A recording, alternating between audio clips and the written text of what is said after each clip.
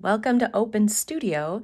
This is a new video that I'm trying where I share what I'm working on right now at my art table. So this is my art table as it exists this morning when I woke up.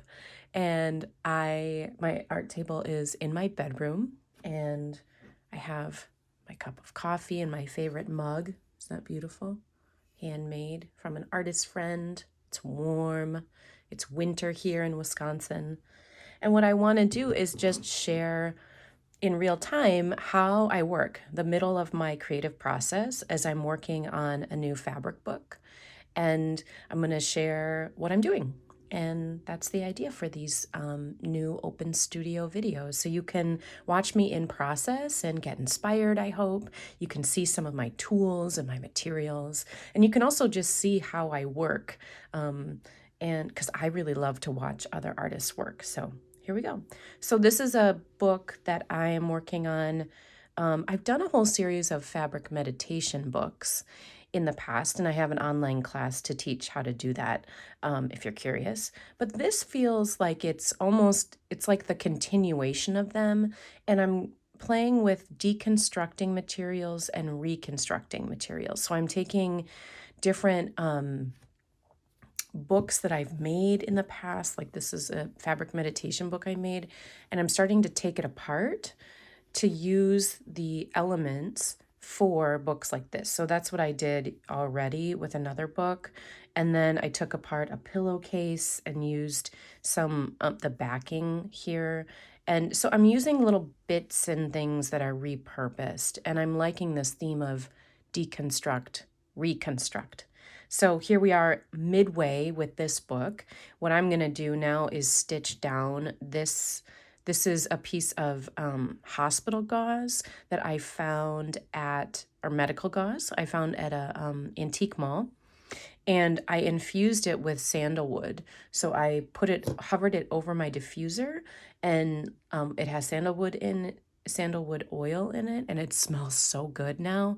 I love incorporating scent into my books. So I really like how this is looking, but it needs to stay down because it's floppy. So I'm gonna do that right now. So I've just got some of this little, very thin sewing thread, a teeny tiny needle if I can pick it up.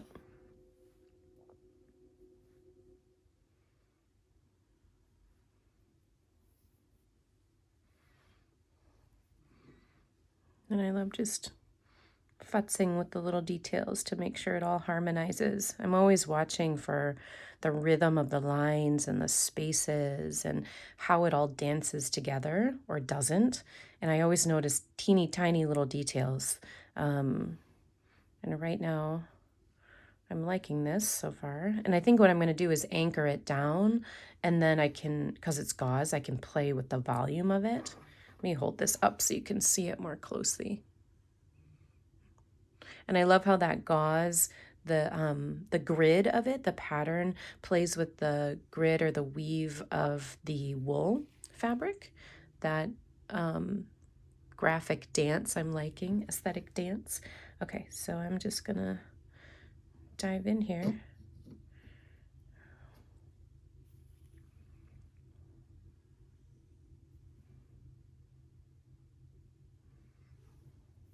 And because it's a gauze, it has that weave to it, I'm just making sure I stitch over the little lines so the thread holds it in place. Boop.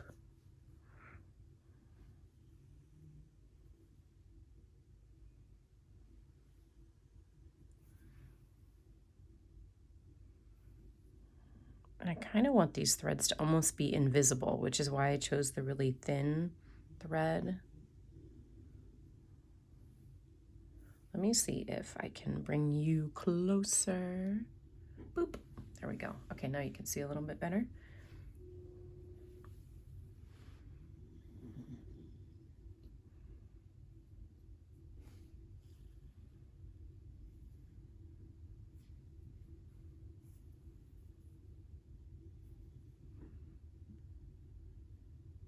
And feel free in the comments if you want to ask me anything about my artistic process or my studio or materials. Feel free. I would love, love, love, love to talk about those things.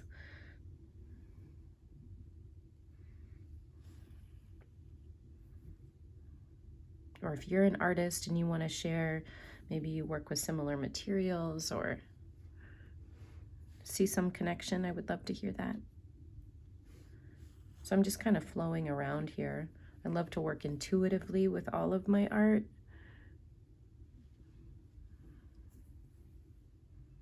I feel like I have a blend of being very intuitive and very analytical.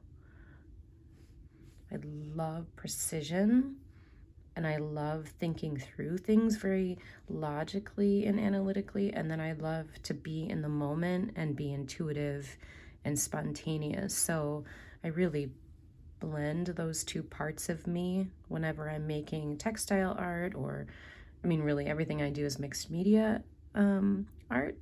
But if I'm working with paint or collage or obviously stitching, anything that I do, I feel like I blend those two aspects of me in the process without thinking about it. It just happens.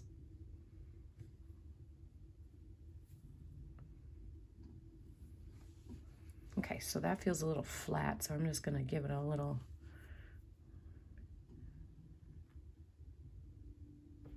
see what happens if I pull on it a little bit, make it more sculptural. Yeah, ooh, I like that. That little edge just became more beautiful. Good. I'm just deciding in the moment if I like how it looks and feels. I love that you can see into this.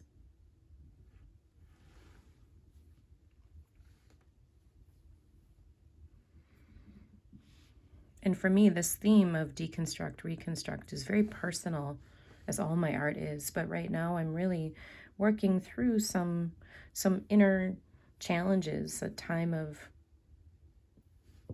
kind of revisiting memories and difficult experiences. And I feel like I'm in a healing process with all of that. And so I'm revisiting the past in my mind and my heart and kind of deconstructing some of it and building new order and new identity out of it and new stability and structure. And so I see that is really the source of why I'm exploring that theme in my art.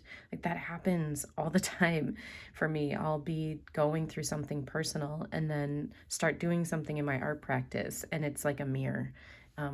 Sometimes it's conscious, like I try to think, oh, I want to figure out how I can work through this personal thing in an art process, and then I contemplate and sit with that, and something comes. And other times it'll just happen organically. And I love that. I love that about art.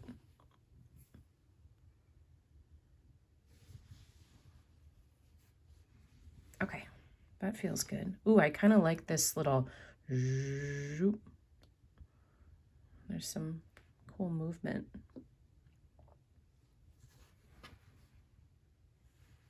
I like to look at it from different angles too. Yeah, I like that. I like how this kisses that top edge.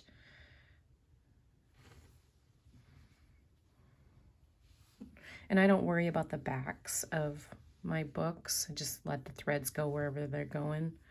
I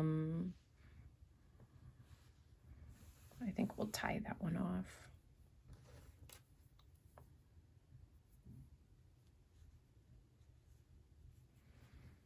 And sometimes I really like to have a clean work table, depending on my mood in the moment. Sometimes I just want that white space, that breathing room around my project so I can see it more clearly. And other times, like now, I really love having my piles of fabrics and threads and stones and whatever I am inspired by, because it all feeds me.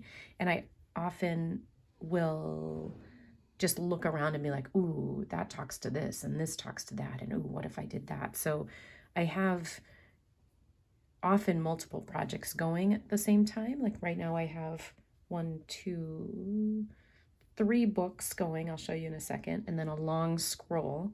And they do talk to each other. Like sometimes it's really quiet and they just sit there for days. And then other times it's more active and it's like, ooh, I'm seeing connections.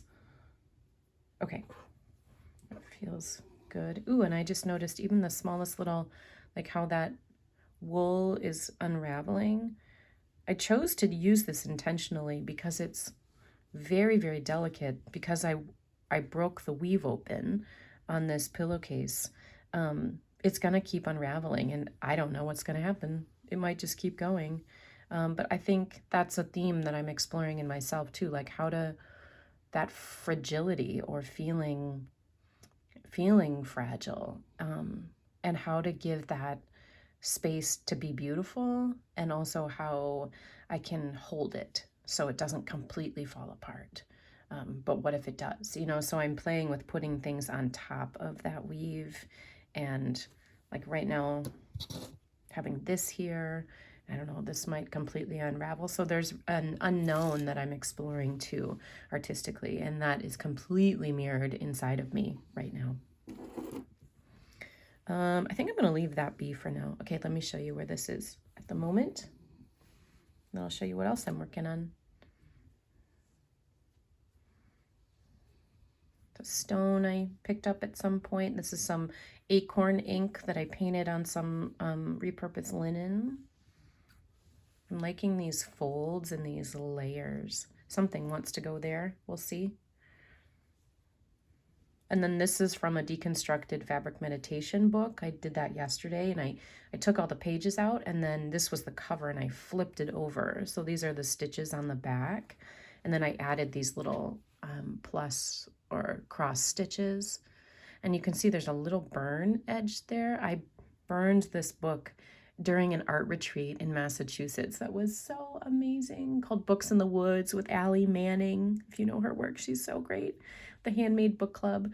And I taught the class on how to make the fabric meditation books. And one of the lessons I taught was bringing it to the fire. We had a campfire outside, and infusing the fabric with that delicious campfire smoke, and then burning just very carefully. And so when I see that, I think of the memories of being with all those beautiful, beautiful, beautiful souls making art together. And I just love that when I see that now here. So I did that. And then this is another page from that same book. And this is a long piece at the moment. We'll see what happens. Something wants to go there. I've got some other remnants from that same book. This has some lavender hidden in it, and I forgot. And then yesterday when I was taking the book apart, I smushed this up to get it to wrinkle more, like this. And when I did that, I could feel something in there, and I was like, oh yeah, I forgot we did lavender. So I taught everybody how to sew in some lavender, and I can still smell it 2 years later. It's so, so, so, so, so great. I love that. It's so calming and soothing, but also exciting, the tactile part of it. That doesn't belong there. So I usually put things down and then I sit with it. Ooh, I wish you could smell it. Imagine smelling lavender. Or it might go on the back somewhere. Oh, I kind of like that right in the middle. Maybe. I usually just move things around for a while until something speaks to me or doesn't. Not quite. So that's often how I work. Like I get a not quite, and sometimes that feels really frustrating. Like I just want things to move faster. And sometimes it feels like, oh, it's okay. I can be patient and I can wait. It's totally dependent on the moment. Okay, I'm going to leave this be for now. Well, my idea, though, is actually that this will fold in, and then this will fold in, and then that'll be the finished book structure. Actually, I might try...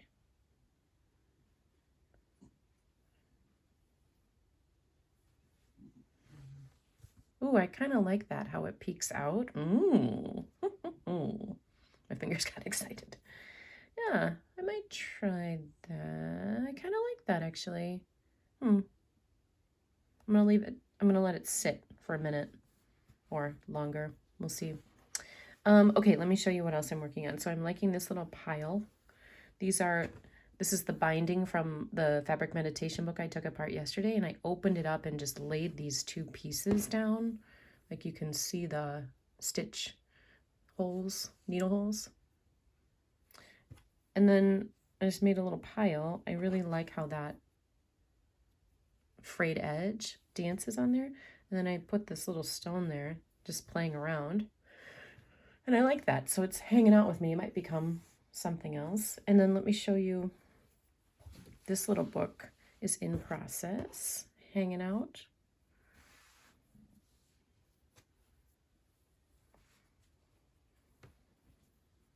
So this is another Deconstruct, Reconstruct book, or we'll see what the name becomes. Super smooth little stone. Oh, I love it. So tiny. So nice. So nice to touch. I'm not sure. That might get glued down there. And so this has such a nice feel. The books I've made in the past have been pretty thin, and I wanted to play with making things that are chunkier and that feel more substantial. And I think because right now I'm wanting that feeling of a really good hug, something that feels like I can hold it and I can feel held by it. So this is mud cloth, vintage mud cloth from Mali in Africa. It's such a beautiful textile. I love it. And then I took apart a Peruvian pillow that was made from an old blanket. Let me see. Oh, I don't have it here. And I took one of the pieces of yarn out of the weave of the pillow, and then I stitched that down. And I love how organic that is. And then this is a little piece of a Indian block printed from India, block printed textile. And I stitched it down with some naturally dyed thread there. And I'm loving this organic edge. I like that little thread, little poetic moment there. And then I took a vintage apron that I found at an antique mall, and I cut it up, and I love the transparency of it. And I just laid it out, and then I did some mark making with some ink on it. And I was playing with little stitches. You know when you would write a number, we'd do like 1, 2, 3, 4, 5. Remember doing that in school. 1, 2, 4, 5. That's the way that I was playing with that stitch. I wonder if you can see that there. It's black on gray, so it might be a little hard. Oh, I just love how graphic that is. It's just like, boof. So something else will happen there. And that's a little remnant from a bandana that I've worn a bunch of times and it got torn. I want to clean up. That edge feels annoying to me right here. That feels unbalanced. So I got to come there and do something. A little bit of that wool. This is some Kantha blanket from from India that I love, love, love, love, love. And then another piece of mud cloth. And so I bound this book recently, and now it's hanging out with me. And as I work on the other one, you know, sometimes I go over here and work on that or do things like this. Like, I like how that plays. I just kind of let things talk to each other. I like that, but not those together. That's more subtle. So I do this while I sit here and by myself. So I thought it would be fun to record what I'm doing. And then I look over and I see this gray and I'm like, is that kind of like it? Kind of. No. And on we go. Okay, I'll show you. Let's see what else is on my table this morning. Ooh, this delicious pile. Let's see. Okay. So this is another, I think this is going to be a book. It is, I just love this color. This color combination right now is like, so good. This is this incredible hand spun linen thread that's made, hand dyed with Kutch. It's kind of nice that it says it right there. I get this from, I think it's called Maiwa or Mawa in Canada. Maiwa. They have all kinds of beautiful textiles and naturally dyed threads and stuff. So I've just been letting this pile sit here because I really like it. Nothing's held together yet.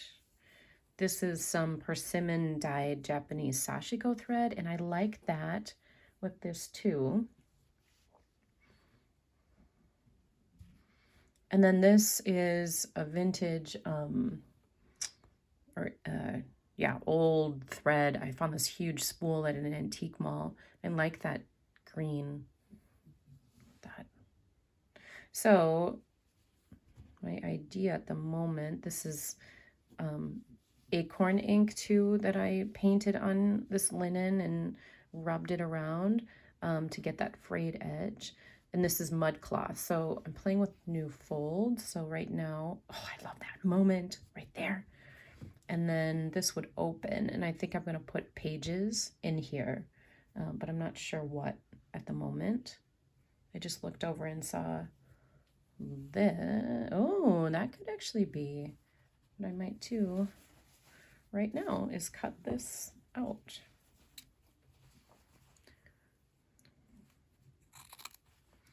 And I can just feel these books are ready for their next chapter. Get it? Their next evolution. Kind of like it.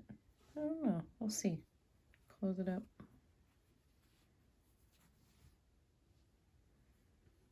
Almost.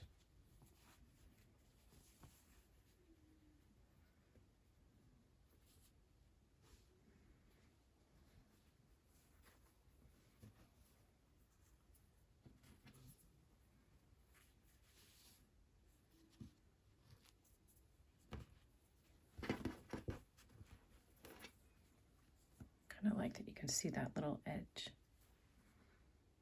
That's a possibility. We'll see. Leave it be for a while. Oh, but that feels good. So for me, I'm always trusting that body, knowing that that feeling of resonance. And sometimes it's very subtle and sometimes it's very strong, but I always know when I want to do something. I love how thin that line is. I might stitch along there with that. Such a different feel on the black. And then I ponder and ponder and ponder and eventually make a decision. And I feel like that's such a mirror for the rest of my life too. Eventually I have to do something. Make a choice. And sometimes that choice for me is letting something just hang out and be for a little while. Or for a long while. So that is the other little book that's in process on my table. And then let me zoom out so you can see my whole area. So I've got my favorite glue stick, little altar that I made over there, and more piles of things. And then over here, this is another book I'm taking apart slowly and using the remnants of. It says, I stitched slow like a seed. I stitched that while I was on an airplane, and I really like that. Slow like a seed. It's a good reminder for me that seeds have their own intelligence. They know how to grow and what to do. And sometimes I feel like I'm trying to rush decisions or figure things out quickly. And that was a beautiful little message and reminder to just kind of let the natural rhythms unfold and keep exploring that balance within myself. And that's a little tomatillo shell from our vegetable garden. I went out and found it under the snow and leaves. And I don't know if you can see it there. Here, let me zoom in. Super delicate. You can see that stitching.